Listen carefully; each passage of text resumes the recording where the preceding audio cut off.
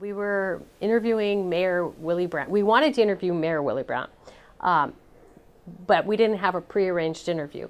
In the newspaper that day, there was an article that said that Willie Brown had used Treasure Island for his own purposes, that he wouldn't let these retired admirals go on the island to watch the fireworks during Fleet Week, which is a big celebration.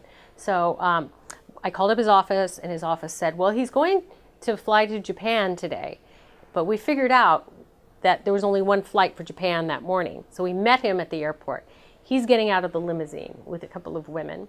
And we said, oh, Mayor Brown, why are you going to Japan? And then he said, I'm getting an award. Well, that was perfect because all of a sudden he was talking about himself and he was happy to talk about himself. So that was perfect. He warmed up to us. So then we said, tell us about the award. Oh, it's for business that San Francisco did in Japan. And so that was perfect again because he was opening up to us. And then, we said, well, have you seen today's paper? What about these accusations? And he's like, no, I haven't seen the paper. I have it right here. And so then we started asking him about the particulars. Well, they said you kept the admirals off the island and they couldn't see the fireworks. And he's like, no, that's not true. They could have come on the island. And then I asked him, well, the article also says that you have a former girlfriend living rent-free on the island. And he said, I have no former girlfriends. And then, I forget what, I asked him a couple of other things. And finally, he had reached his limit because it got more difficult, the questions for him to answer.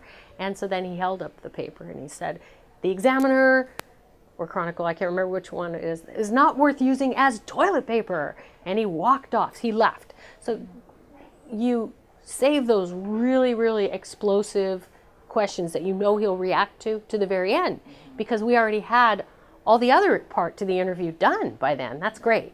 Yeah. And then you drop the bomb at the very end. Right. And if he walks off, well, then it's not the end of the world because you already have. But I must say that it's not fair to do this with people who aren't politicians. He's a politician. He's an elected official. He knows how the game is played. It's okay to do something like that to that type of person. But I wouldn't do it to just anybody. I wouldn't do it to, Kelly Robart, the English teacher that I'm interviewing. All of a sudden, change the subject and start making accusations and get you to react. That's not fair. And they call that sandbagging. Like throw a bag of sand on someone. You don't want to do that. So that's really not fair. But for politicians, elected officials, politics can be dirty, and they know how the game is played. So what about advice for people starting out as journalists? I would say be fair to people. Don't just choose sound bites or quotes that are good sound bites or quotes because they're sensational, but they don't reflect the true reality. Whatever you choose has to be in context and reflecting the spirit of the person who said it. It's really important. Yeah. Don't be in so much of a hurry with choosing your quotes and everything that you just throw together your story. You really want to weave the quotes so they add to your information. So you choose, whether you're doing print or broadcast, you choose the sound bites or the quotes that are emotional and opinion-driven, and you don't use the quotes that are informational and boring. So like, for example, if you were interviewing a fire chief at the fire, and if he says, the fire started at 2 o'clock and it went to 3 alarms and it was put out by 4:30, you could say all of that better than he can. But if he's saying, this is the hardest fire we've ever fought and I'm very proud of my fire crew, well, that's good because he's expressing opinion and emotion.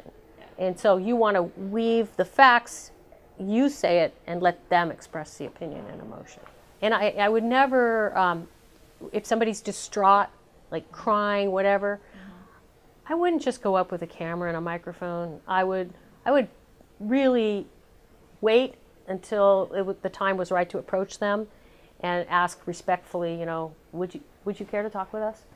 But there are some people who will stick a camera in someone's face because they like the emotion.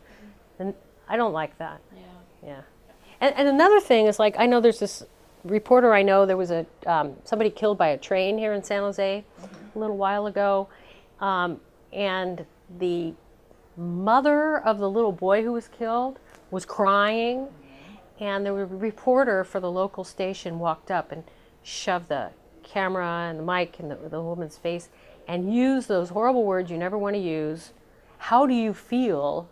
Blah, blah, blah. You never, that's like the cliche statement that reporters say that gets them in trouble. How do you feel? You know, in essence, we want to know how people feel. Right. But when you say, how do you feel, and it's obvious this person is distraught, Right.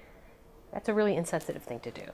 So you want to treat people like you would like to be treated as much as possible. And I know it's hard because reporters, especially new ones, are worried about making a career for themselves.